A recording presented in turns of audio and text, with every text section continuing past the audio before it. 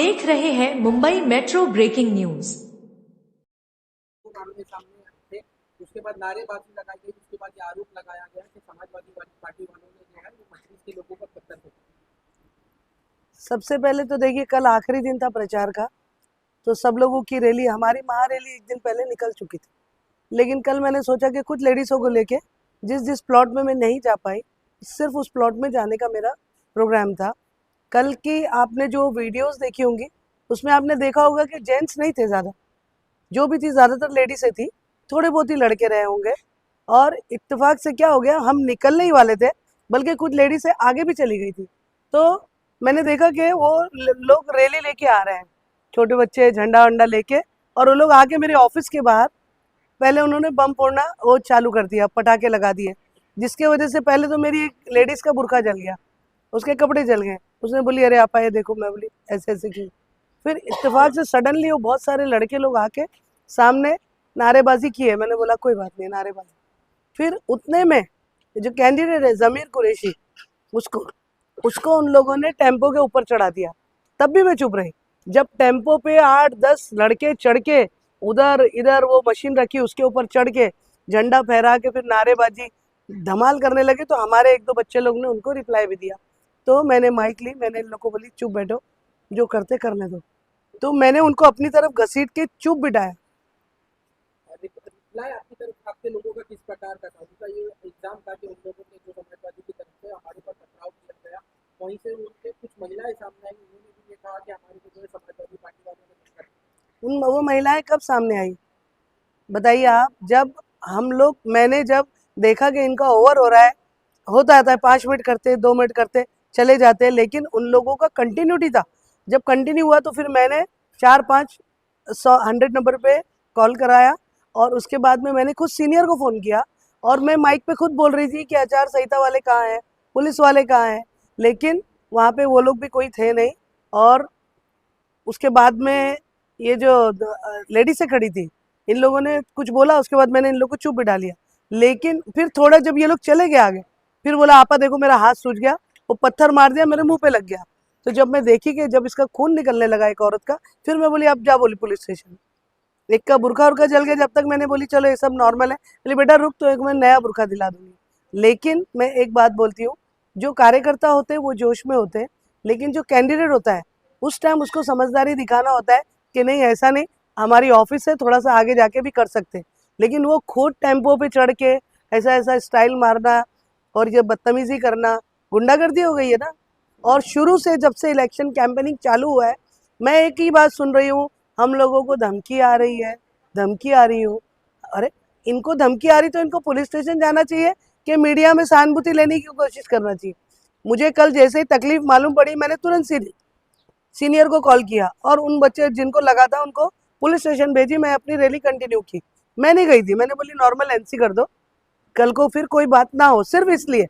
लेकिन उसके बाद में ये लोग, जैसे इनका रैली खत्म हो गया, बोले जम्मू भाई को यहाँ लग गया, मैंने सुना, देखा तो नहीं मैं, यहाँ लग गया।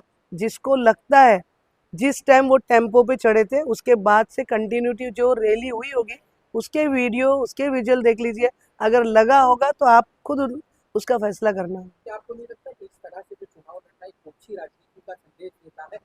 बिल्कुल, भारत के अंदर में डेमोक्रेसी, हर किसी को लड़ने का अपना अपना अधिकार है। बिल्कुल। इस तरह से वीडियो, जो खास करके अगर बात गोवंडी की करें, गोवंडी से जब इस तरह के वीडियो बाहर जाते हैं तो लोगों को ये लगता है कि गोवंडी के अंदर में जो है सिर्फ नशा और गुंडागर्दी। देख, इससे पहले भी 1-2 दिन पहले आपने देखा होगा, तो चौक मीटिंग जो होती है उसके अंदर भी कोई भाई ने आदेश दे दिया है जम्बो भाई को ही जिताना है, और बोले अभी सब भाई लोग उतर गए रोड पे। ऐसे ऐसे भाषण में आपको उसकी क्लिप भेज देती हूँ, वो आप देखिए।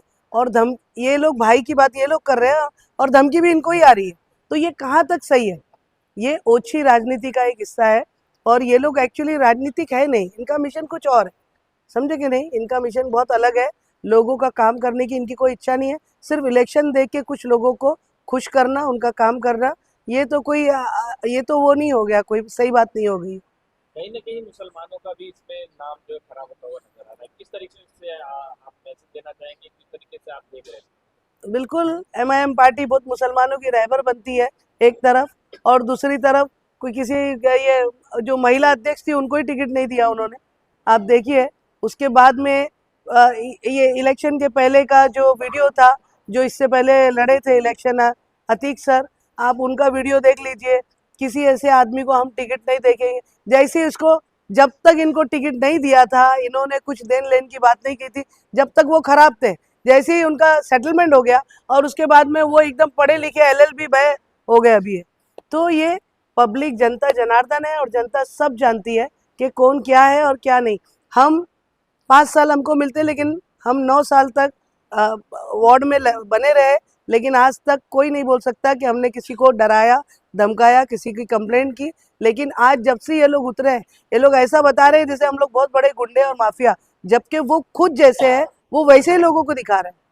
वार्ड 136 में कुछ महिलाओं ने बयान दिया, कुछ आपकी तरफ से बयान आया, कुछ उनकी तरफ से बयान आया है। उन लोगों का कहना ये है कि हमें धमकी दी जा रही है, पानी काट करेंगे, ऐसा कुछ काम के बारे में जो है धमकी दी जा रही है, लड़के को केस लगा देंगे।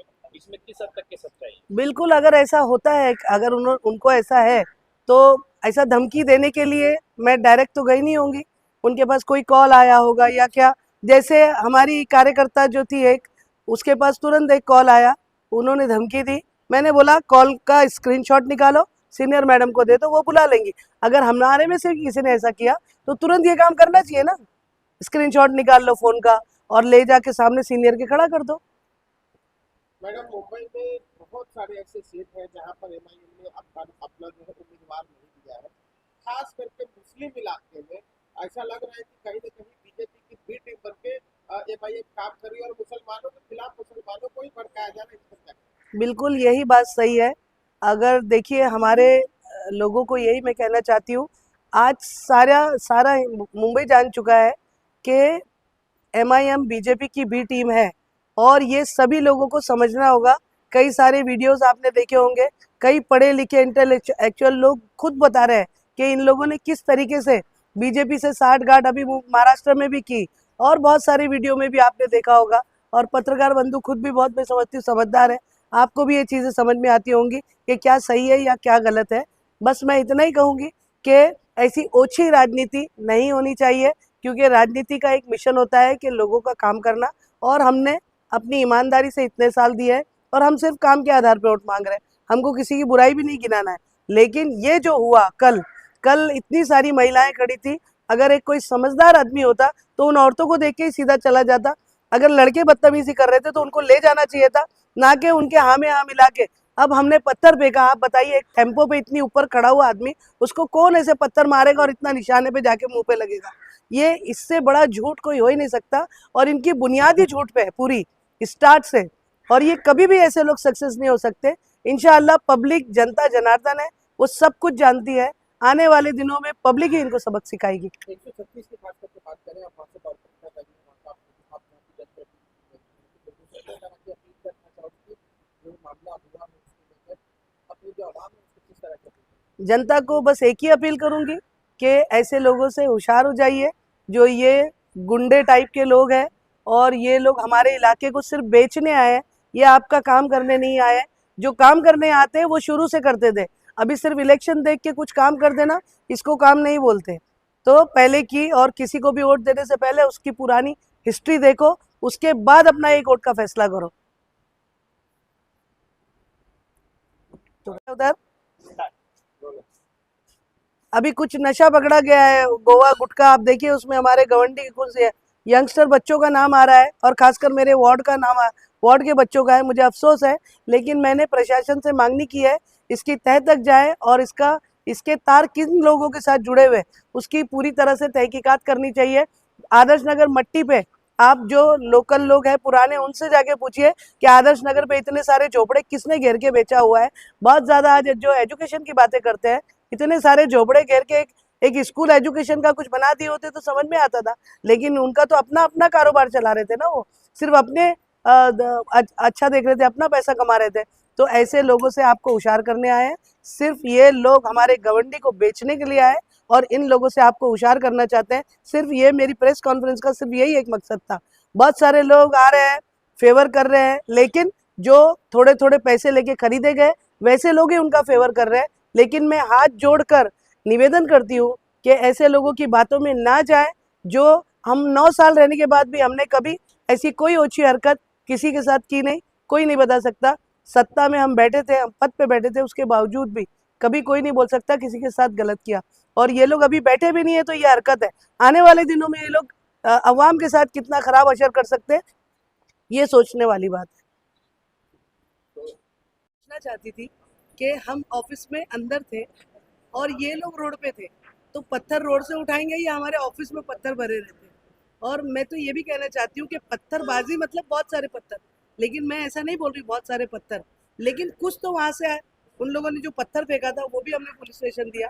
2 पत्थर वहाँ से आए, एक पत्थर वो औरत ने अपने हाथ में रखी थी, इसलिए हमने पुलिस स्टेशन दिया, और वो पत्थर से उसका मुंह फूटा। तो पत्थरबाजी मतलब बहुत सारे पत्थर होते हैं, बहुत सारे पत्थर नहीं बोल सकते। 1-2 पत्थर वहाँ से आए और मुझे लगता है या कोई दुश्मनी भी निकाल सकता है, कुछ भी बात हो सकती है, लेकिन एक औरत सामने खड़ी है, बहुत सारी औरतें, उसके सामने पत्थर लाना मैं समझती हूँ कहीं ना कहीं ये नामर्दी की निशानी है। एक औरत के सामने इस तरीके से लड़ना, इस तरीके से अपना जोर दिखाना, ये अच्छी बात नहीं है।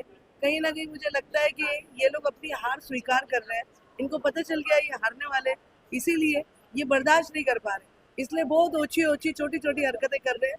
और अल्लाह ने चाहा तो पब्लिक इनको 16 तारीख को, आने वाली 16 तारीख को इनका जवाब जरूर देगी। घर की कुछ महिलाओं ने कहा है कि नर्मदा बेगम हार का डर सता रहे हैं, इसलिए उन्होंने डाल रहा है।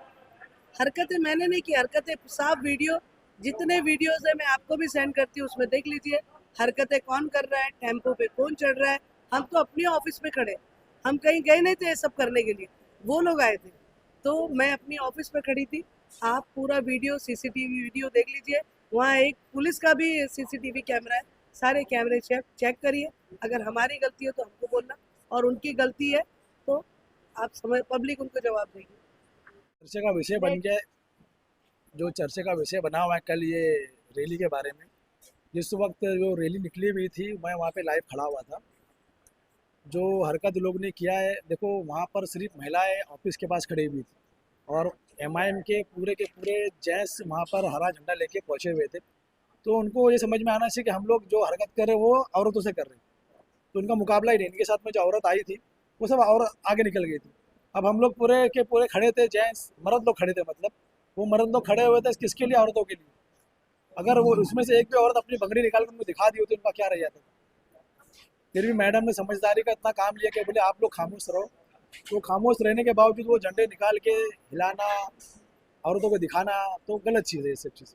और जो लेडीज़ आज कल मैं देख रहा हूँ बाइट आ रही है लेडीज़ होगी, तो मुझे लगता नहीं जो लेडीज़ बाइट दे रही हो वो लोग उस वक्त वो टाइम पर मौजूद थे, क्योंकि जिस वक्त ये हादसा हुआ पूरा मेरे सामने रैली आई, मैं खड़े होकर रैली को देख रहा था पूरा कौन क्या कर रहा है। एक टेम्पो जा रही थी बाहर, वो टेम्पो को रुकाया जाता है, उस पर खड़ा हुआ जाता है, मतलब टारगेट करा जा रहा है। और टारगेट करा जा रहा है किसी को, यहाँ पे 50 लेडीज़ खड़ी है और 200 मर्द खड़े हुए, वो भी मर्द कौन से एमआईएम वाले मर्द खड़े थे और समाजवादी के लेडीज़ को टारगेट कर रहे हैं। तो मतलब ये सेम एकदम गलत चीज़ है ये।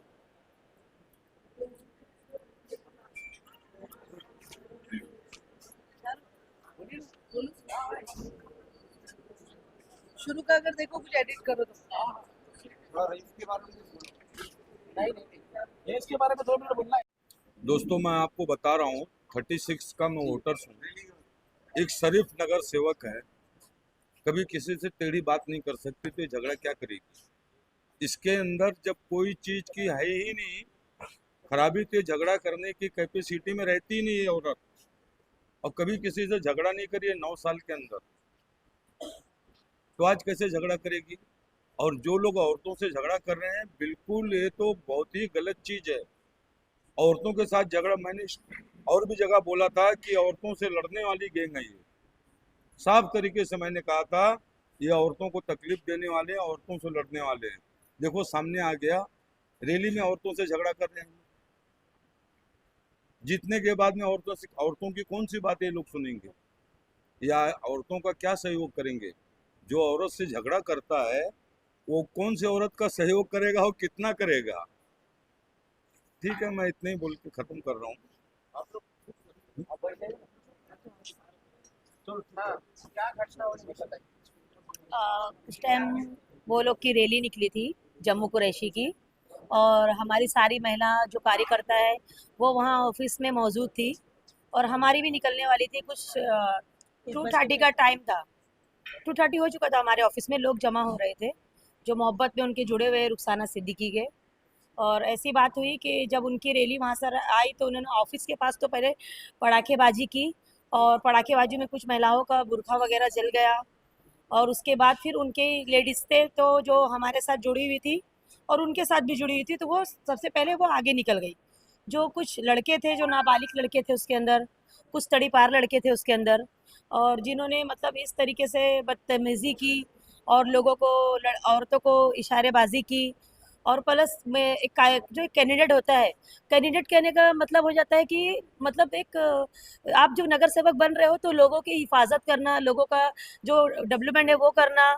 जो आप बोल रहे हो कि मैं एजुकेशन पे काम करता हूँ या वो करना, तो ठीक है, आप एजुकेशन पे काम करते हैं। मैं जमील कुरैशी साहब से ये पूछना चाहती हूँ कि जब आपके लड़कों ने पत्थरबाजी की, आपके महिलाओं एकदम साफ झूठ बोल रही है कि ये पत्थरबाजी नहीं हुई, जो कि मैं वहाँ मौजूद थी और मैंने खुद पूरा हादसा देखा है और मैंने रिकॉर्ड भी किया है कि एक टेम्पू पे चढ़ के, और कोई कैंडिडेट को हक नहीं है कि आप कोई भी गाड़ी लोकल चल रही है उस पर चढ़ के एक नगर सेविका के ऑफिस के सामने, अपोजिट ऑफिस के सामने आप झंडा हिला के बोलोगे कि आप अपना सामान पैक करो या मलाड जाओ। फिर भी हमारी कैंडिडेट जो थी रुखसाना सिद्दीकी, उन्होंने बोला आप लोग चुप रहो, कुछ बोलो मत और इनकी रैली जाने दो। फिर भी लड़के ने जब ने गंदा इशारा से बात करना स्टार्ट किया, तो भाई मैं भी औरत हूँ और मुझे भी एक औरत होने का कि अगर मैं इनको जवाब नहीं दे सकती हूँ तो फिर मेरा औरत होने का भी कोई मतलब नहीं है। तो मैंने खुद बाइक पे खड़े होकर के, वो जब उन्होंने पतंग पतंग बोले और वो चिल्लाए, उन्होंने औरत लोगों को इशारा दिया, तो फिर मैंने भी इशारे से साइकिल का, आप लोग देखे होंगे वीडियो में, मैंने भी साइकिल का इशारा दिया कि भाई साइकिल साइकिल और आप लोग आगे जाइए। और उसके बाद जब हम लोग ने स्टार्ट किया भारत नगर से अपना रैली लेके जाने का, फिर वहाँ से अतीक सर जो अपना नगर सेवक से खड़े हुए, तो अतीक सर की भी रैली आई। उन्होंने तो कोई हाथापाई नहीं की, हमारे लोगों ने उनको रास्ता दिया, बाकायदा रास्ता दिया, क्योंकि उनके साथ कौन से लोग जुड़े थे ये मतलब नहीं। उधर हमारी फाइट नहीं हुई क्योंकि वहाँ पे और ज़्यादा लोग थे और वो जो ज़्यादा लोग थे उस टाइम पे उन्होंने कुछ नहीं बोला। लेकिन ये जम्मू आकर के, वहाँ पे जम्मू कुरैशी ने वहाँ पर आकर के बदतमीजी की, वहाँ पे लोगों से बदतमीजी से बात की और लोगों को, लेडीज़ों को चिढ़ाया। तो कुछ लेडीज़ तो नकाब में थी, वो अपना अपना मुंडी इधर घुमा ली, कुछ लड़के मतलब अलग तरीके से इशारेबाजी कर रहे थे। तो हमें बर्दाश्त नहीं हुआ कि जब ये अभी हो रहा है, अभी तो सिर्फ मतलब एक नगर सेवक की लड़ाई अभी हो रहा है, इसके बाद अगर जीतने के बाद अगर ऐसा कुछ हुआ, तो जब वो बोलते हैं हम महिलाओं की सुरक्षा करेंगे, ये करेंगे, तो बताओ महिलाओं कहाँ से सुरक्षा रहेंगी जब ऐसे कैंडिडेट आएंगे। उस दिन एक घटना हुई थी, हम लोग ऑफिस में मौजूद थे, हमारी कुछ रैलियाँ निकलने के लिए हम लोग अपनी तैयारी में लगे थे। उतने में उसके आदमी लोग आए और वहाँ पे बड़ा बड़ा बम लगाए तो उसकी चिंगारी जो निकलती है, वो चिंगारी हमारे एक लेडीज़ के ऊपर आके, यहाँ बुर्का, पहले उसका बुर्का जला, बुर्के के नीचे से कपड़ा जला, कपड़े के नीचे से उसने उसकी चमड़ी तक के भी जली। तो ऐसा मतलब इन्होंने हम लोग के साथ में व्यवहार किया। ये बता दीजिए आप, अभी जो जीता नहीं कैंडिडेट और ऐसा ऐसा ये काम कर रहा है, तो ये आगे अगर जीत जाएगा तो ये किस तरह से काम करेगा? ये तो पूरा अभी से भाईचारा अपना दिखा रहा है। तो ये बताओ, बोल रहा मैं एकदम साफ सुथरा हूँ। अरे साफ सुथरी तो रुखसाना मैडम है। तू ये जो बोल रहा है कि मैं बाहर वाले को भगाऊंगा, मैं एरिया वाला आऊंगा, तो तू अगर इतना अच्छा सक्षम था तो तुम्हारे को ऐसा हरकत करने की क्या जरूरत थी? पहली बात। दूसरी बात ये है कि उसके आदमी खुद अपना टेम्पो पे चढ़ा और फिर पीछे से 8-10 लोग को लेके चढ़ा लिया। अगर तू इतना अच्छा होता तो अगर तेरे छोकरे लोग चढ़ रहे थे तो तुम्हारा काम क्या था? वो छोकरे लोग को बोलता कि नहीं चढ़ना, आज हमारा इलेक्शन है, लेकिन उसने खुद से चढ़ा और 10 लोग को भी चढ़ाया। तो ये बता दो कि इस तरह से कैंडिडेट का करना अच्छी बात है? ये कैसा काम करेगा? ये बोलता है कि मैं संविधान के उसमें चलूंगा, एजुकेशन चलाऊंगा। अरे सारी जमीन मट्टी की दलदल था, जब तो पटा तो इसने बेच के, झोपड़ा बेच के खाया। तो ये क्या जनता का काम करेगा? और ये जो आज बहुत बड़ी बड़ी बातें कर रहा, ये हमारे एक चहेते बहुत वो रईस शेख थे, उसका ये चेला है। जितना वो पढ़ाते हैं जितना वो पढ़ता है। ये सारा काम रईस भाई के आदेश से ही करता है। उसने अगर रईस भाई ने इसको जरा सा भी तमीज दे देते तो इतना ये बढ़ता नहीं था। ये सारा गेम रईस भाई खुद करवा रहे। रईस भाई क्यों ऐसा करें? रईस भाई में वो बोला ना, मैं वो खुद नाम लेके बोलता है कि मेरे को रईस भाई बोले हैं कि तुम ऐसा करते रहना, मैं तेरा सपोर्ट देते रहूंगा। तो इसके आगे भी क्या बात करने का। दूसरी बात ये है कि हमारी महिलाओं, जब हम महिलाएं थे, हमारे यहाँ कोई पुरुष नहीं था, हम महिलाओं के लिए रैली निकाल रहे थे। हमारे यहाँ कोई पुरुष नहीं था, इनके पीछे लड़के नाबालिग बच्चे पहले वो आए, उसके पीछे उनकी महिलाएं थोड़ी बहुत आई, उसके पीछे उनके लड़के, जिसमें से उनके लड़के तड़पाड़ भी थे। और भी तड़पाड़ लड़के लेना हम लोग के ऊपर इतना बड़ा पत्थर मारा, और पत्थर मारा तो लेडीज को यहाँ पे लगा, यहाँ पे लगा, दूसरी लेडीज को यहाँ पे लगा। जब उसका इतना सूझ गया, हमारी मैडम ने बार बार यही बोलते रहे कि तुम लोग खामोश रहो। हम लोग भी थोड़ा सा उत्साह लिए कि कुछ हम लोग भी बोले, लेकिन मैडम हमारी बस यही बोले कि नहीं, तुम लोग शांत हो जाओ, तुम लोग शांत हो जाओ। हम शांत रहते रहते और हमारे ऊपर पत्थर फेंका। हमारी महिलाओं को, एक महिलाओं को होठ पे लगा, एक महिलाओं के हाथ में लगा, और उसके बाद हम लोग ने फिर भी खामोश बैठे। जब एकदम ज्यादा हो गया तो हम दो एक महिला, हम लोग भी बोले कि साइकिल साइकिल, सिर्फ साइकिल बोले। बाकी हम लोग ने कुछ ऐसा फालतू बातें नहीं किए, न फालतू कुछ बोले उनको। सिर्फ हम लोग ने इतना ही बोले कि हमारी साइकिल।